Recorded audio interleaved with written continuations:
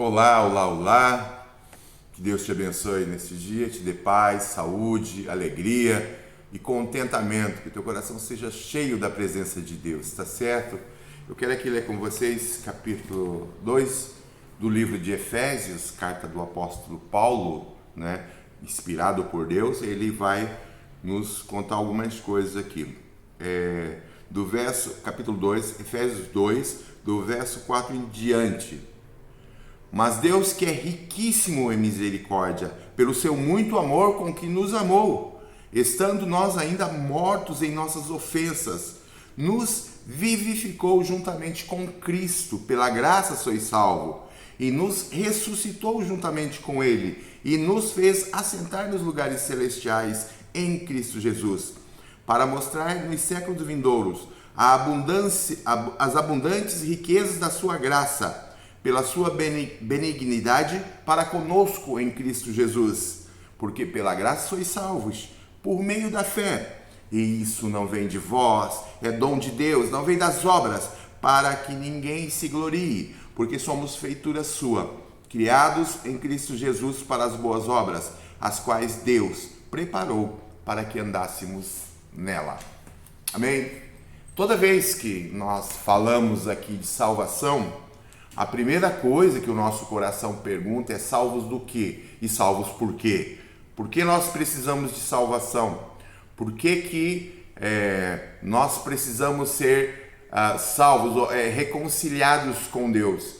Por que essa salvação tem que ser operada pela graça de Deus na nossa vida? Por que eu sou bonzinho, afinal não mato ninguém, não roubo, tá certo? Isso me torna uma pessoa boa, não é? Aos olhos dos homens, em comparação com homens, nós estamos bem, né? Não matamos, não roubamos, nós estamos bem. Nós não somos um Hitler, por exemplo, nós não somos um Napoleão, nós não somos N pessoas que fizeram N bobagens nesse mundo. Nós estamos bem, comparado com nós, essa questão. Comparado com os homens, talvez nós sejamos um pouco melhor que alguns. Mas a relação da graça, a relação bíblica, o que Deus tem nos revelado através da sua palavra, o que Ele quer nos comunicar através da sua palavra, é com relação a Ele. Então, a comparação do que nós fazemos ou não fazemos é com Deus, com a santidade, pureza, beleza, potência de Deus, com a qualidade dele, que é ser santo. Deus é santo, puramente santo. Deus nunca pecou e nunca pecará. Deus é a autoridade suprema acima de todas as coisas. Ele é santo, ele é puro, ele é maravilhoso, ele é gracioso, grandioso, santo, rico e agradável. É Deus.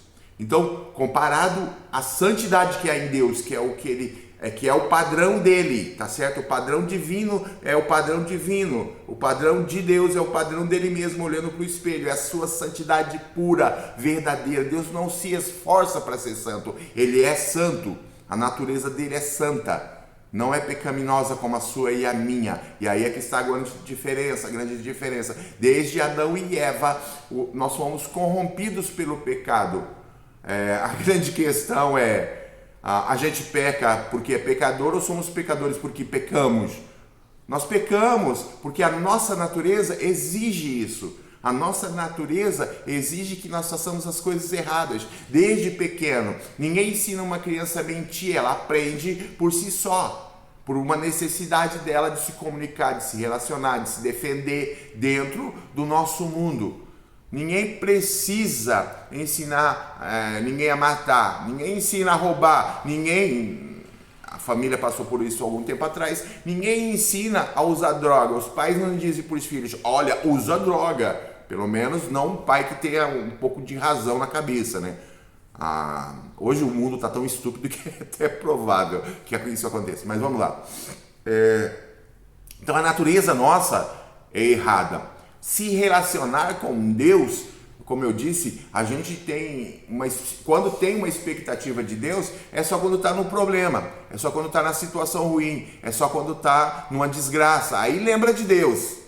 Aí lembra de Deus, Deus serve nessa hora, na hora da confusão. Alguém disse assim que na hora da morte, ninguém chama lá um grande cientista para explicar a teoria da evolução. Ninguém chama, não é isso. No último momento da pessoa, ela quer um conforto para o que vai acontecer depois da sua vida, depois desta vida. E o que a Bíblia trata é com a realidade de Deus eterna. É o que acontece conosco hoje, depois da vida e depois da eternidade, depois desta vida aqui, depois da morte. Tá certo? O que vem depois da morte. Se nada existe depois da morte, nós não tem problema nenhum. Se tudo é aqui e morremos, acabou, não tem problema nenhum. O problema é que se existe uma vida pós-morte, se existe Deus, então nós temos um problema aqui hoje e agora. E a salvação, a oferta de salvação aqui, o texto vai dizendo, principalmente no verso 8 em diante, porque pela graça sois salvo por meio da fé. A salvação é uma oferta de Deus, é uma ação do Espírito Santo em nós, nos convencendo do pecado, da justiça e do juízo. É Deus nos dando o arrependimento.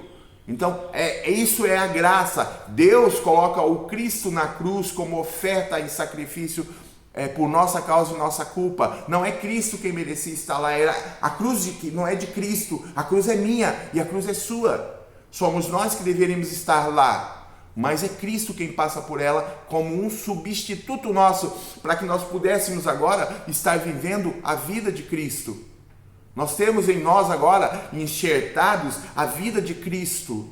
O novo nascimento é isso, é o Cristo vivendo em nós agora, é o Espírito Santo trabalhando as nossas vidas, nossas ações, nossas emoções, nossos entendimento, nos dando sabedoria da parte de Deus, nos dando sabedoria das coisas de Deus, trabalhando a gente para que a gente honre e vive única e exclusivamente para Deus.